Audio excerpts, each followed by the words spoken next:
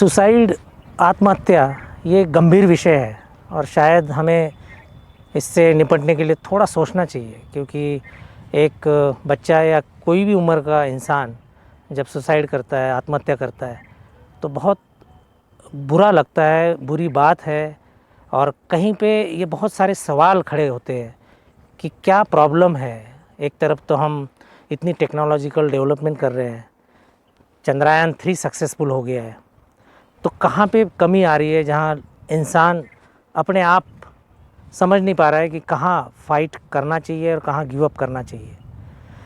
Randomly ये thought मैं बोल रहा हूँ कि इससे निपटने के लिए शायद सबसे पहले तो हम अपने फैमिली के साथ एकजुट फील करें, अपने माँ बाप के बारे में सोचें, उनके साथ प्यार कैसे बढ़ा सकते हैं उसके बारे में सोचें, ताकि कठिन परिस्थितियों में इन लोगों के वजह से हमें एक्स्ट्रा हिम्मत आए, क्योंकि हमें इनके लिए जीना है, अपनों के लिए जीना है।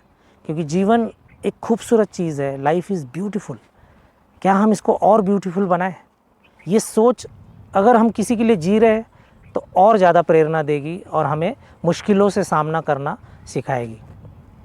दूसरी बात, अगर हम कोई पर्पज़, कोई सपना अपने अंदर जतन करें, और सपना कितना बड़ा रख सकते हैं इसके लिए कोई लिमिट नहीं है।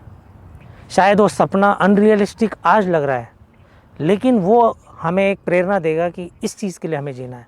और उस सपने में अगर और भी लोग शामिल हो, क्योंकि उस सपने में अगर किसी और के लिए हम कर रहे हैं, तो शायद वो और बेहतरीन सपना हो जाएगा।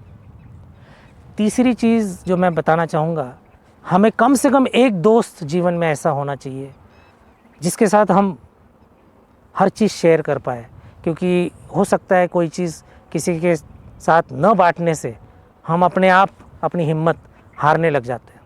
तो एक दोस्त जिसको आप चाहे फ़ोन पे बात करें डेली या पर्सनली मिल के बात करें, लेकिन डेली कम्युनिकेशन उस दोस्त के साथ होना चाहिए। चौथी बात जो मैं कहना चाहूँगा कि कोई भी जीवन बिल्कुल मुश्किलों से हट के कोई प्रॉब्लम ही ना हो, ऐसा सोचना भी गलत है। परिस्थितियाँ ख़राब होंगी, संघर्ष होगा, लेकिन संघर्ष करते हुए फाइटर की तरह हमें लड़ने की प्रेरणा अपने आप पैदा करनी पड़ेगी। हमें इन चीज़ों पे गौर करना चाहिए कि जीवन एक संघर्ष है, प्रॉब्लम्स के बगैर जीवन नहीं है, प्रॉब्लम्स के साथ जीना यही जीवन है। और लास्टली मुझे लगता है कि अगर हम एक इंसान की तरह रहे, मशीनिस्टिक लाइफ या मैकेनिस्टिक जो बोलते हैं उसको ना फील करें, डेली अपने लिए समय निकालें, कम्युनिकेशन करें आउटर वर्ल्ड के साथ, इनर वर्ल्ड के साथ, तब शायद हमारे जीवन में एक बैलेंस आएगा। कहीं इस भागदौड़ में, या विद्यार्थी दशा हो या किसी भी प्रोफेशन में हो, लोग शायद गुम हो रहे हैं, उससे बाहर आना पड़ेगा।